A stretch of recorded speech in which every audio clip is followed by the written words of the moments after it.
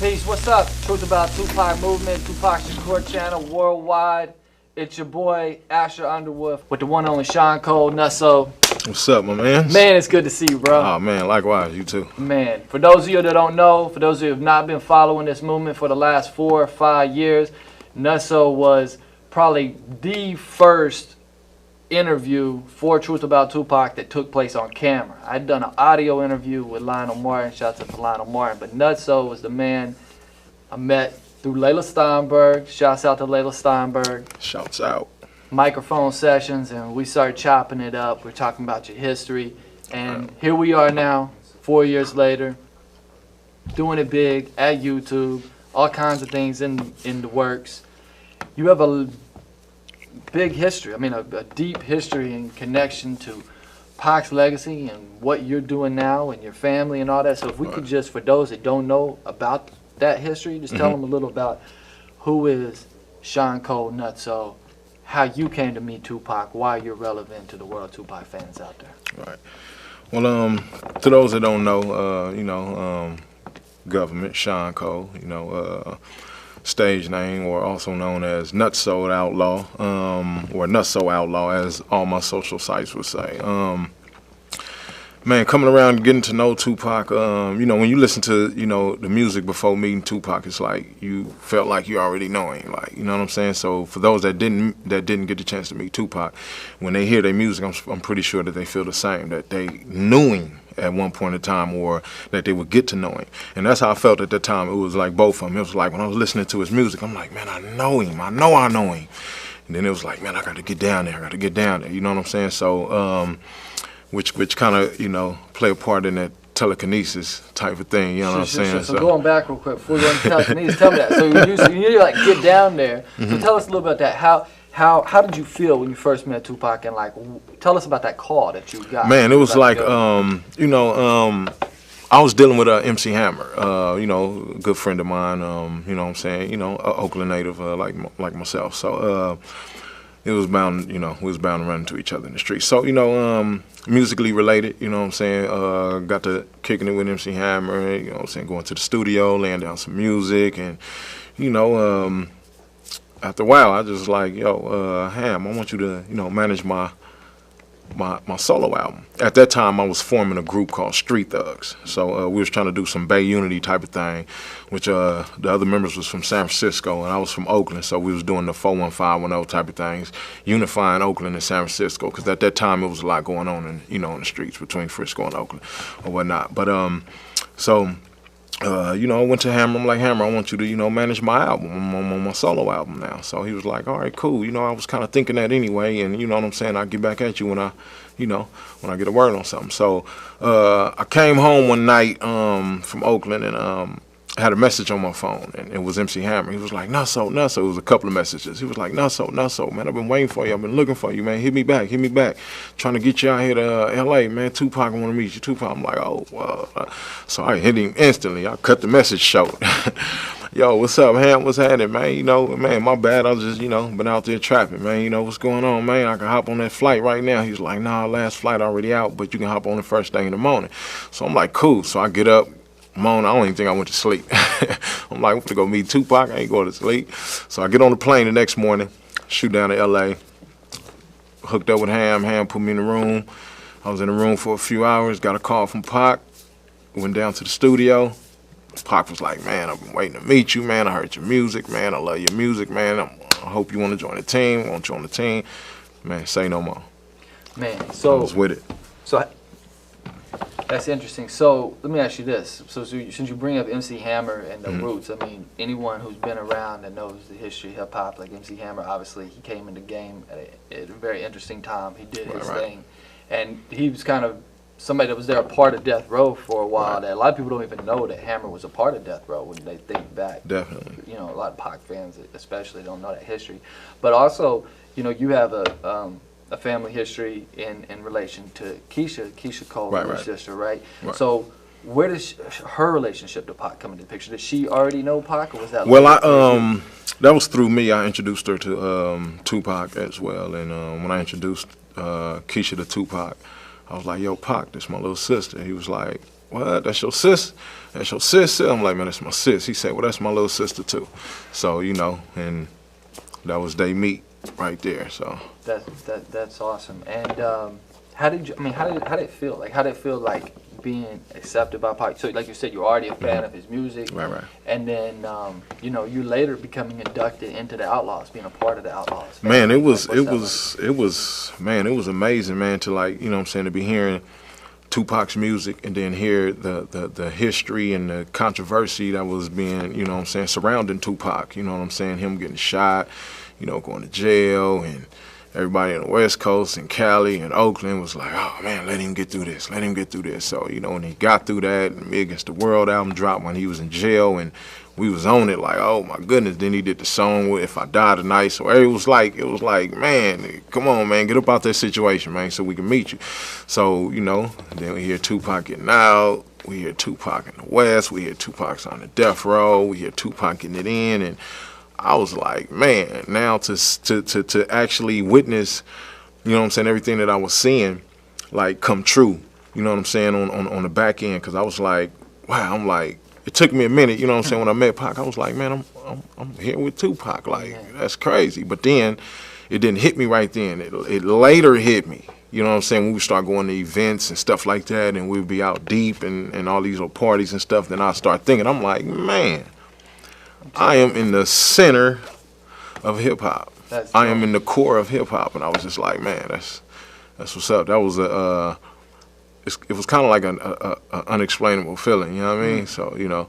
So and so it's interesting also because then Hammer was a part. He was on the road at that time, right? I guess, right. So that was like an immediate, and so that's really interesting. So coming forward, so you know, one of the if we speak about the Outlawz, we speak about your involvement with Pac, like, just real quick, we got to cover Ghetto Star. Right. And you know, that was our first interview where you tagged the line about moving people with telekinesis, and you and Pac both just like going in so deep on those verses. Like, you've talked to me a little bit about it before, but for those that have not heard that story and know the significance of that song and kind of where Pac's head was, where your head was, is young brothers from the hood, like you say, coming up trapping out the streets. We wasn't even calling it trapping back then. We wasn't even trapping back then. It was, man, it was just, man, I'm trying to get it. Trying to get it. You know, man, I'm trying to get it. So man, what? So break down Ghetto Star. You know what I mean? Man, Ghetto Star.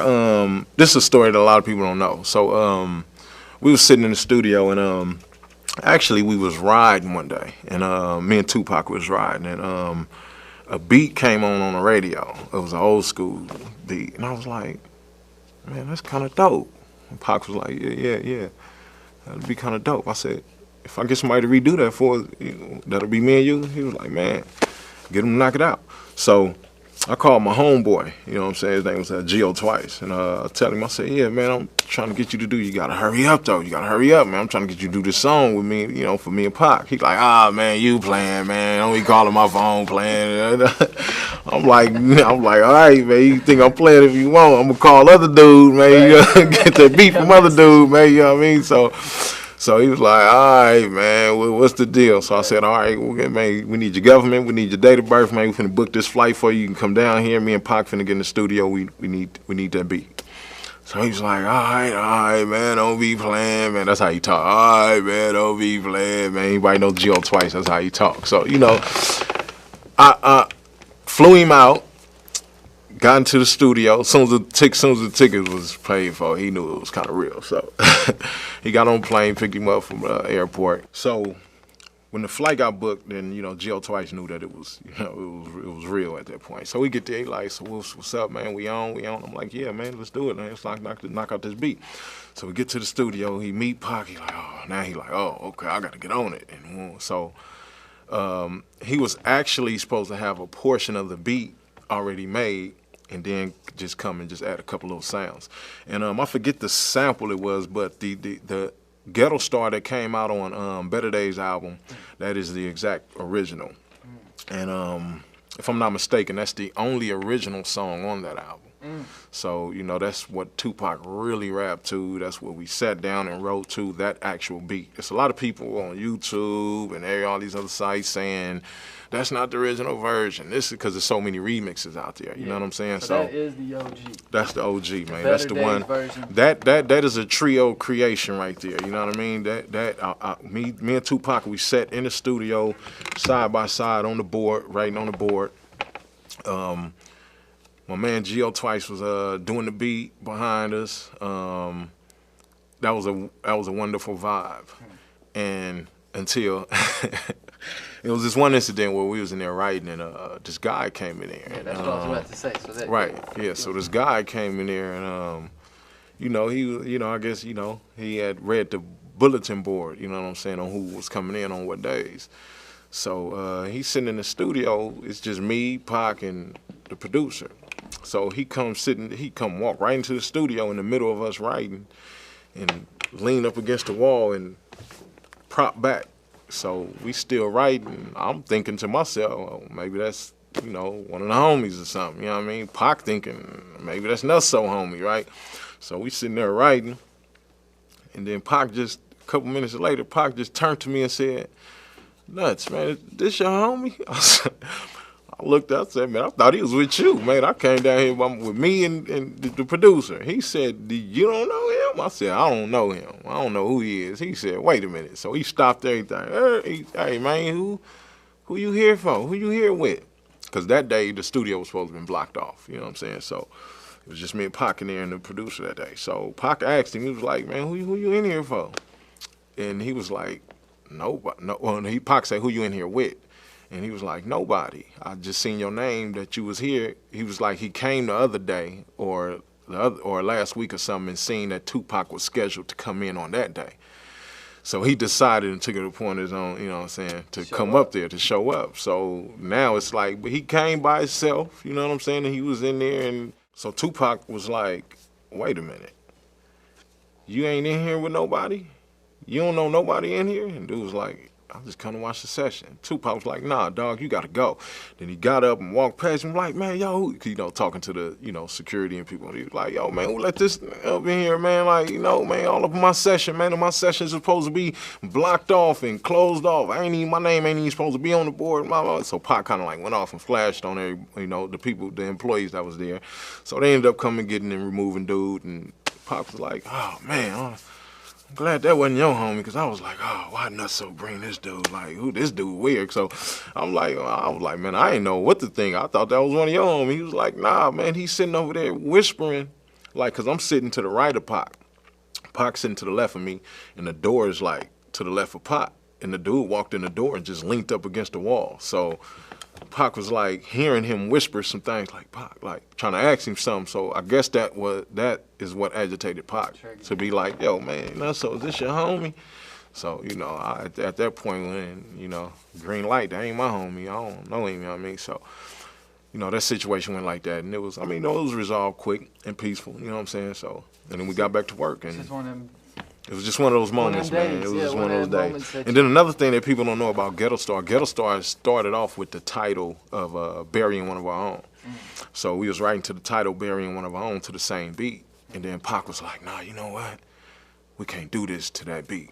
We gotta come like, you know, like. I was like, man, I'm with it. I'm rocking with the punches. Let's roll. Whatever you say, let's do it." And so, you know, that's how we, then he was like, "Man, I'm thinking like no hook, like we just come back to back to back." And he was like, "Well, maybe we just throw a hook in the middle. We come back to back, then throw a hook, then back to back." I was like, "Man, that's cool. Let's do it. However you want to work it." So, and that was the birth of Ghetto Star. So now here we are 18, 19 years later, and Ghetto Star is coming back. Can you talk to us a little about that? Right. Well, in the hood, you would always have a ghetto star, you know what I'm saying? So as long as you got drug dealers, I mean, the ghetto star ain't really necessarily got to be a drug dealer or a thug, you know what I'm saying, or a gangster or a killer, you know what I'm saying? A ghetto star could be somebody that's doing something good for the community, you know what I'm saying? So to bring that back, actually, the ghetto star was going to be like a movement. You know what I'm saying? So Tupac was actually going to form a group involving me called Ghetto Stars, me, him, and whoever was to be the pick.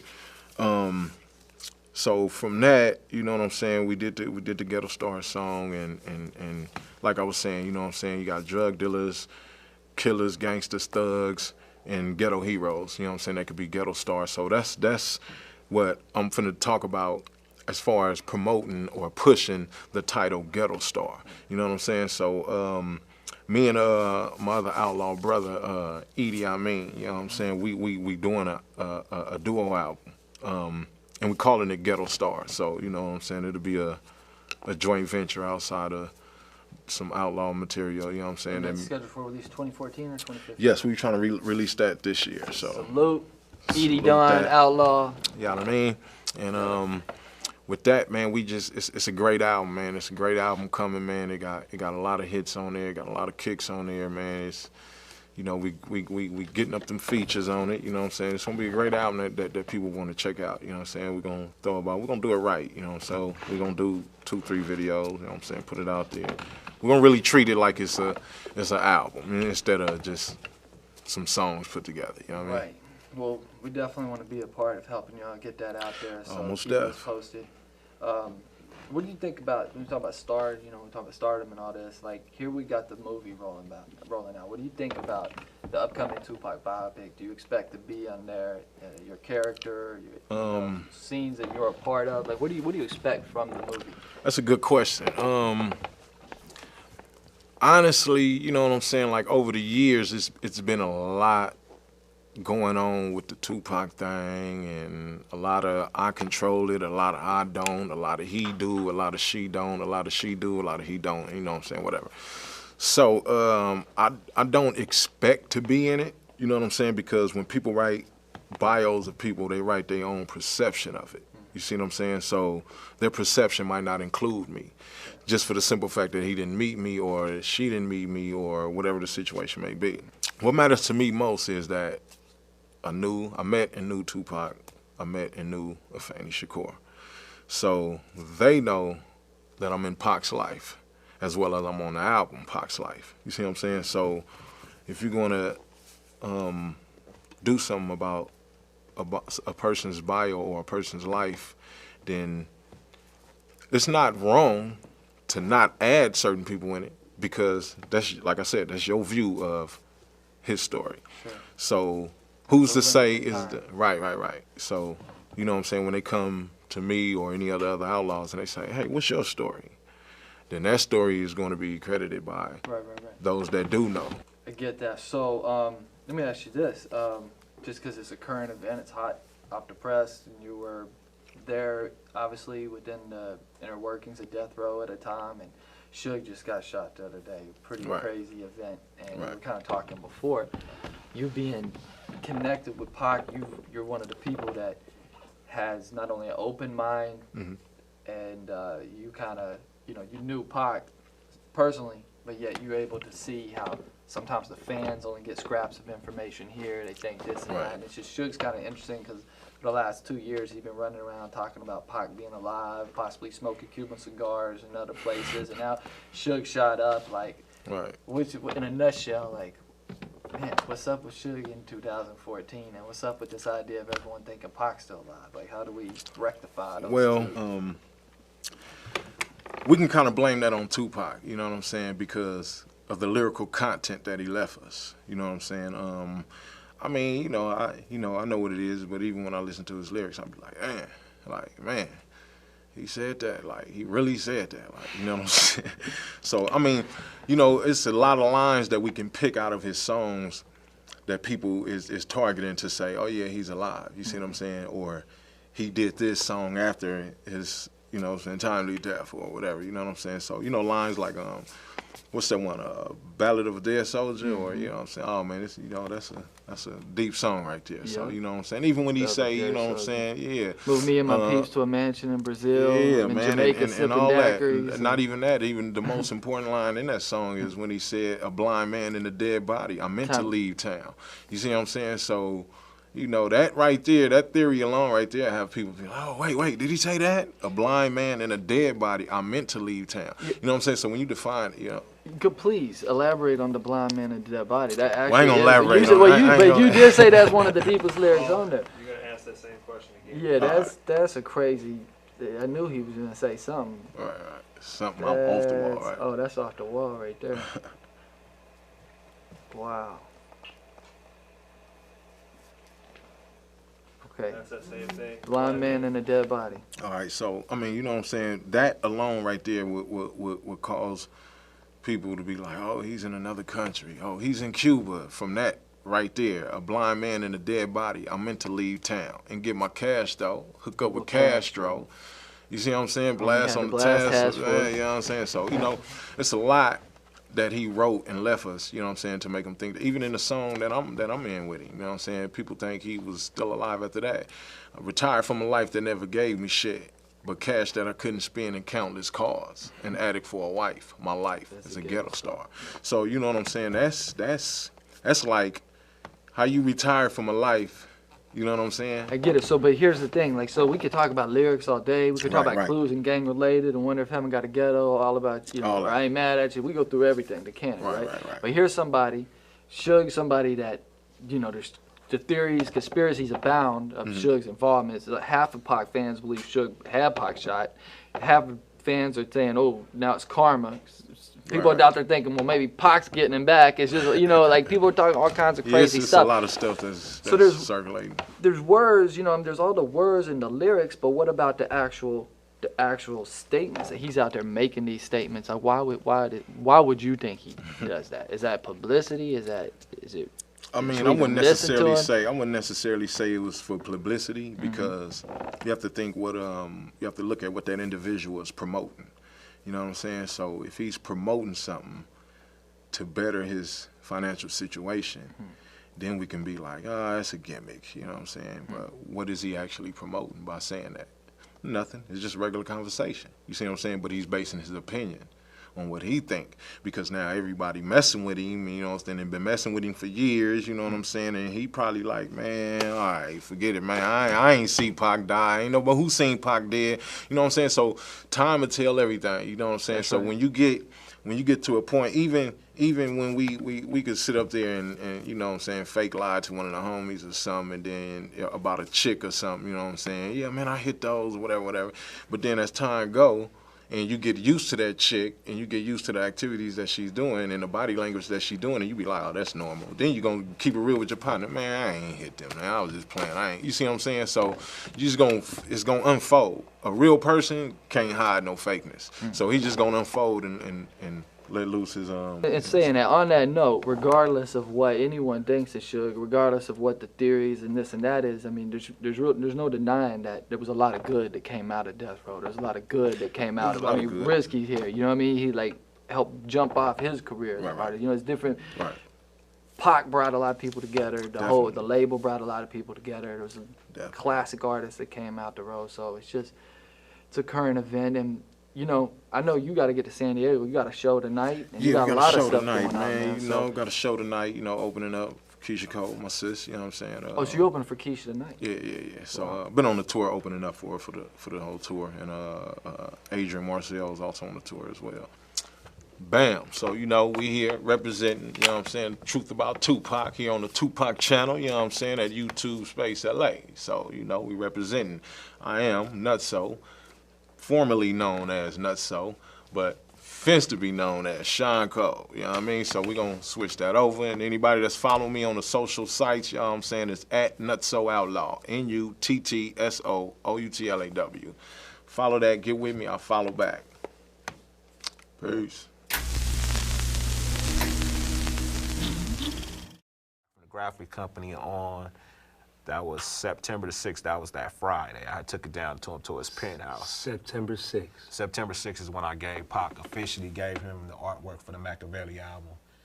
That was the day I met up with him. They were about to give me an art show. He was telling me he was gonna host it and everything. You know what I mean? The next day is, you know, history. That's what happened. You know what I mean? But he approved of that.